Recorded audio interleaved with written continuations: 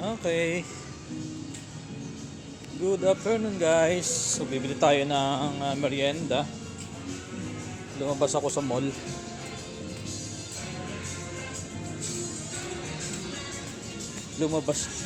Hindi pala lumabas sa mall. Lumabas ako ng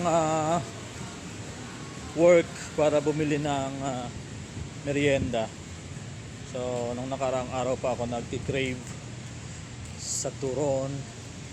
Malapit lang dito. Sana mayroong turon. Favorite ko kasi mga merienda yan. Saging, banana Q. Ano ba yung isa? Maruya at saka turon. Lalo na kung may langka. Napakasarap ng merienda niyan. Okay na ako dyan. Hindi siya ganun ka anong tawag dito? Hindi masyado nakakataba, di ba? So, malapit na dito lang 'yan sa aking ito, bilihan din to ng merienda. 18 days coffee, yan. Pero dito tayo sa aking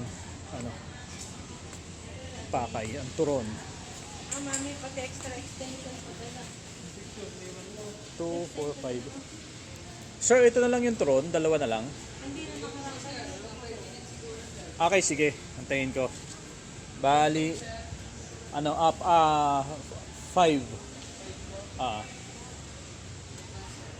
Ito yung turon, oh. Turon, tsaka toge. May mga prutas dyan. Balikan ko po. Thank you. So ikot ko muna kayo dito sa may bandang likod. So hindi ako nakakarating dito sa area na to kapag nandito ako sa Ayala. Tingnan ko lang kasi ito yung ginagawang extension, which is ito yung Ayala Mall Solinad 4. Hindi ko pala makikita kasi nga may bakod. Ngayon guys, oh. Wow, ay steel parking pala ito, nakikita nyo. Steel parking yan. Pero yung mismong mall andon, hindi siya naaabot. Oh, meron pa palang dito. Tawag dito, ayun, oh, Trans Corporation, yung mga mga bus na point to point. Yun, akala ko wala na, meron pa pala dito. Ayun, oh, going to BGC, Makati.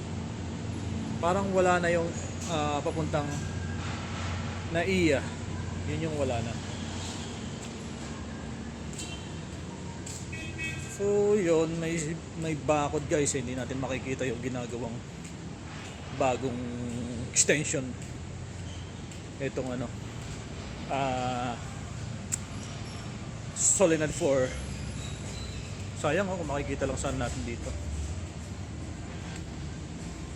Oh my goodness, meron na silang steel parking. Hopefully maibsan na yung matinding traffic dito dahil sa parking na kulang. Wala, hindi natin talaga makikita. Try natin dito sa gilid.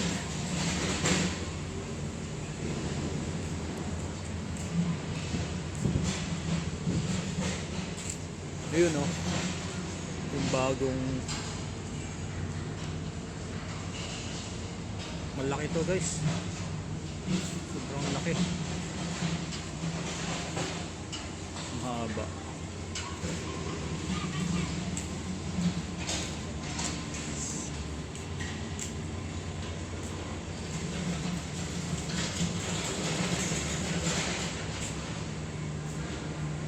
Aike Bukoro Chicken Bacolod, meron pala dun, oh. Hindi ako nakakarating dito sa lugar na to. Ganda, oh. Ito lang ang maganda kay Ayala. Mahilig sila sa mga puno. Mahilig sila sa mga malalamig na paligid. Ayan o. Oh, may Chico. Chico ba to? Chico nga ba to? Ayan guys, tingnan nyo. Kung Chico yan. Hindi ko alam yung Chico kung ano itsura eh. Ayan. Ang dami oh. Hindi ako sure kung Chico yan.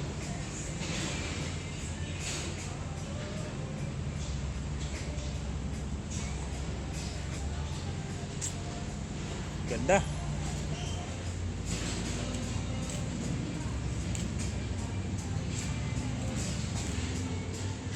Ito yung isa sa nagustuhan ko kay Ayala. Malamig yung paligid niya kasi nga maraming puno. Mahilig silang magtanim ng mga punong kahoy. Ayan o. Diba? Para siyang mall na nasa gitna ng kagubatan. Diba? So yung mga hindi pa nakakarating dito sa Ayala Mall, Soledad, Nuvali. So ang laki na ng extension nila guys. From Soledad 3 umaabot na siya papuntang Landers or dito sa may SNR. Kung narating nyo na yung SNR, yun. Kumbaga hanggang doon na yung extension, umaabot na siya doon. Ayan. Ito yung terminal.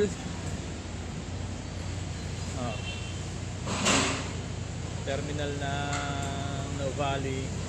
May mga biyaheng ano dito, Balibago, mga Egypt or ano ba to? Hindi, mga ano pala to, mga minibus. Mayroong going to BGC at saka Makati. Binalikan ko lang kasi ngayon ko lang napansin ulit na mayroon pa palang biyahe dito. Akala ko wala na to. Yun, dito pala kita guys oh. Yun. Ayan guys oh. Ayan yung extension oh ng Ayala. Ang laki na ito, mas malaki pa to sa mas malaki pa to sa Soledad 3. Yun oh, ito steel parking. Ito yung dating Fiesta Market. Ayan, yung steel parking na yan. Wow. Tara guys, ay hindi, dito ako dadaan. Kasi mag-CCR pala ako. Ikot tayo dito sa kabila. Kahit sa Kalumingon guys, ang daming puno. Ito yung CR. CR tayo.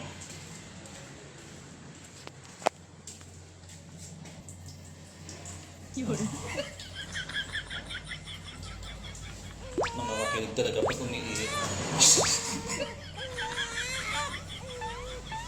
Ihi na lang nagpapakilig. Gunggong! Barinig kita sa mukha eh!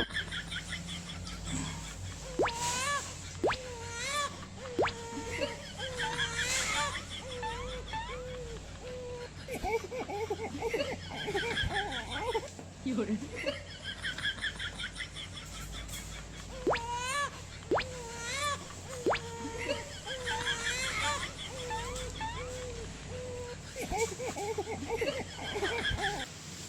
Wow. Galing niya naman guys. Sinamahan niya ako hanggang sa pag-ihi. Robinsons. So baka luto na yung ating binibiling turon. Sana luto na. 5 minutes na eh. Ayan o, lagpas na nga. Nakaka 9 minutes na nga tayo nag-video. Okay na po. 5 pieces. Magkano po lahat? 150. Ay! Tanga. 5 po ba yan? 10, 20, 30, 40. 150 nga pala, no? Okay lang, balikan ko na. 10, 20, 30, 40. Balik ko yung 10 pesos. 140 lang pala yung nabitbit ko. Diyan lang naman ako sa Ristad. Thank you!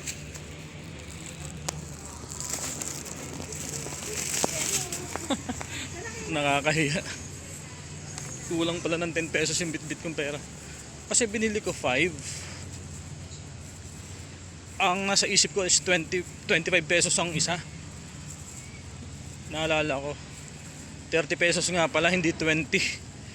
Ay, nako. Anyway, ibabalik ko na lang siya. Maaga pa naman, 5. Pag after ko mag-break. Ako yung first break eh. So, balik ko na lang. Nakakahiya. Daming puno dito. Doon tayo galing sa kabila, guys. Ten. Ayun, may event doon. May mga tinda sa gitna. Maraming mga mabibiling mga dyan, sale item. Yun, sa gitna na yun. Yun, puro kainan din doon, merienda. So, yun. Later. So guys, ito daw. Yung turon natin. Ito yung binili kong turon. Wow. Ito ay turon mango. So first bite para sa inyo. Oh.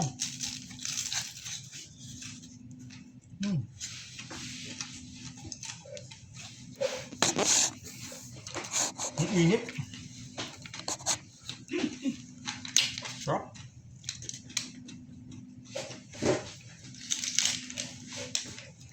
Dalawang araw na ako nagtitrip dito.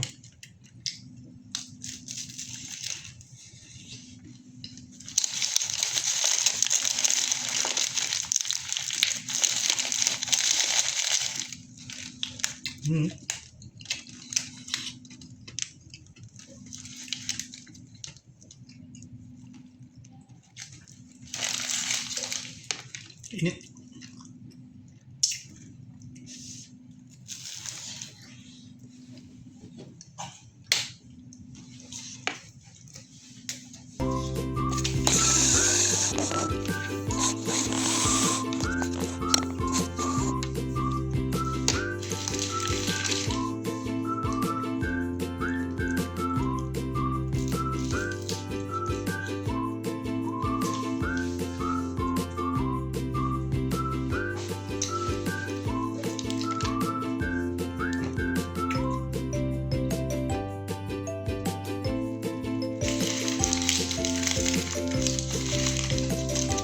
Ito yung gusto ko, dumidikit-dikit yung sugar.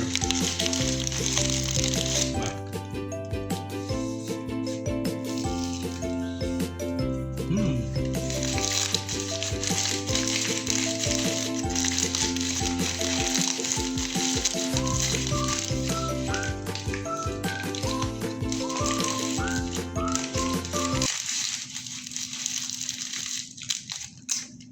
Kulang sa akin ng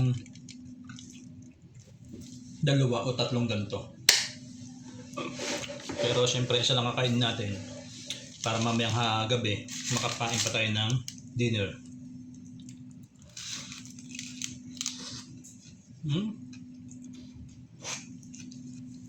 Uhulog.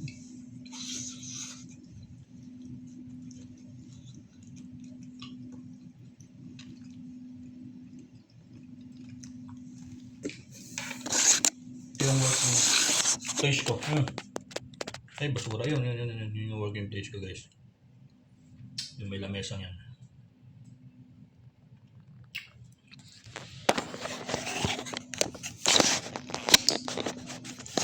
Diba? Laki ng tiyan ko.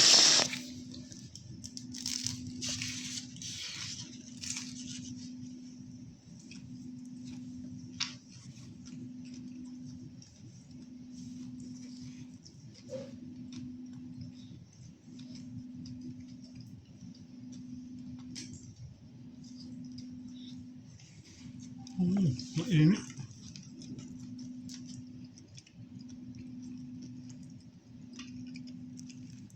Bagong luto kasi. Pagdating ko doon, nakasalang, nagantay pa tayo ng 5 minutes.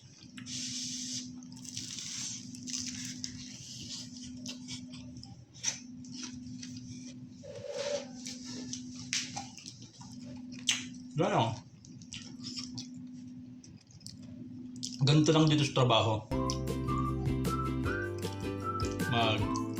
Gigising ng aga, papasok, nagkakain ng tanghalian, coffee break. Then after coffee break, duty ng mga ilang oras. And then maya out na, uwi ng bahay. So ganun lang umiikot yung buhay, no?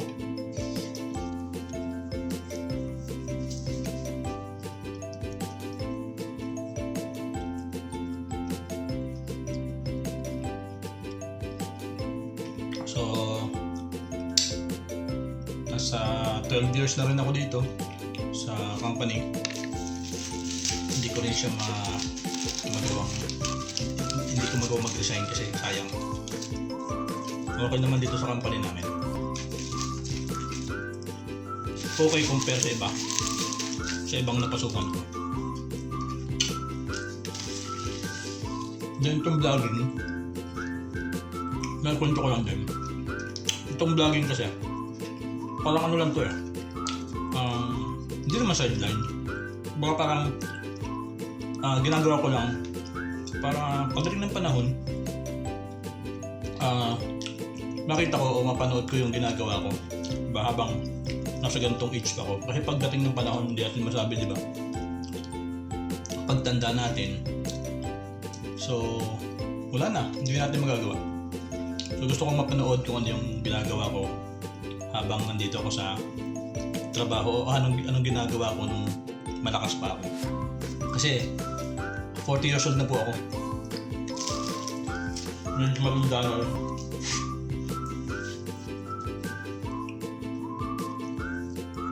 Alam naman natin na ang buhay ng tao, hindi natin masabi. Parang sa panahon ngayon, paiksi ng buhay ng tao eh. So ako nga parang blessing na lang sa akin or bonus na lang kung umabot ako ng 60. Kasi di ba, sa mga kinakain, so sa ngayon medyo kaya nga pa turon-turon na lang ako kasi naman puro processed foods, mga milk tea, mga ganyan, ayaw ko na. So okay na ako sa ganito, okay na ako sa turon, tubig, okay na. Kasi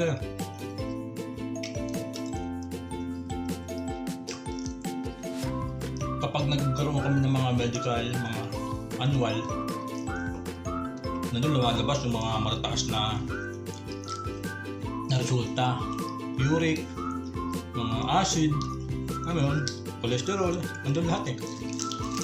Kaya kung hindi mo ingatan yung sarili mo, ano mangyayari? Kaya kung gusto mong lumagpas ka pa doon sa age na gusto mo, kailangan ngayon pala magsimula ka na mag-ingat sa mga pagkain. Yun.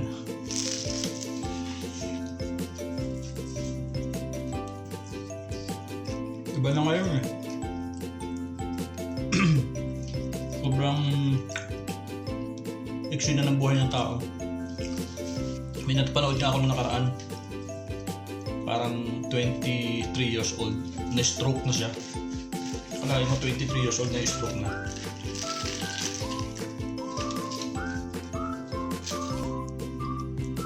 So kailangan isa pang sekreto para mas humaba yung buhay. Enjoyin mo yung sarili mo. Huwag mong dalhin sa stress yung sarili mo. Kailangan, enjoyin mo lang yung ginagawa mo.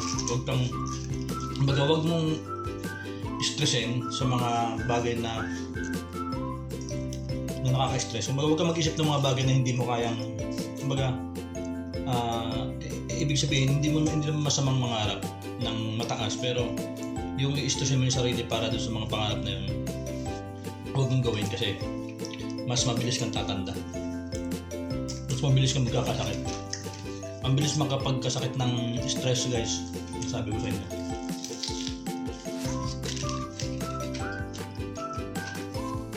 Sa buhay, hindi naman natin kailangan maging mayaman talaga. Yung nakakakain ka ng 3 beses ang araw, napoprovide mo yung ibang mga pangangailangan mo, okay na yun. Hindi natin kailangan maging milyonaryo, okay na. Okay na yung meron tayong kinakain sa araw-araw. At masaya tayo sa ating ginagawa. Yun lang.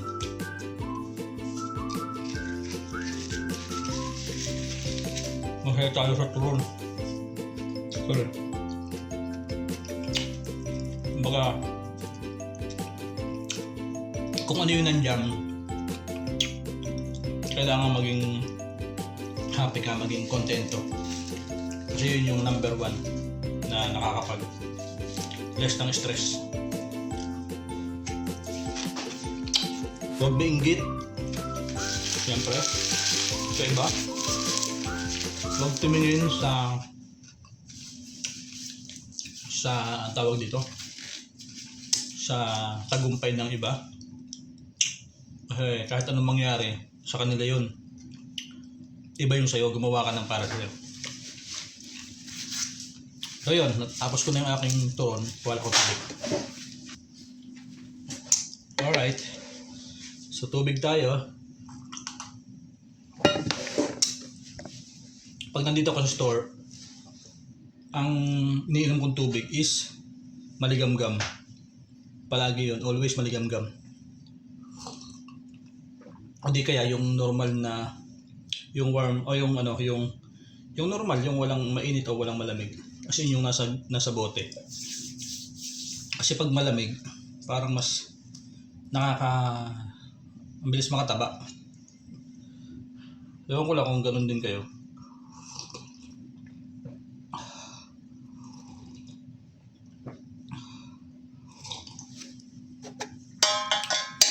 Alright. Tapos na ang ating merienda. So kailangan kong ibalik yung 10 pesos dun sa binilihan ko ng turon kasi nakakahiya. Dahil ang nasa isip ko talaga kanina is 25 pesos lang yung turon. So 30 nga pala yun. So ang dala kong pera is 140. And nagpabili yung isa naming staff dito. Isabay ng dalawa.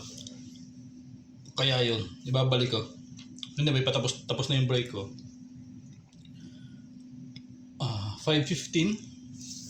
So yun guys, maraming salamat sa pagsama nyo sa akin ngayong video na to, kahit break time ko lang, at sa pagsama kanina sa CR. Alright, so bye bye. Stay safe guys, and God bless you all.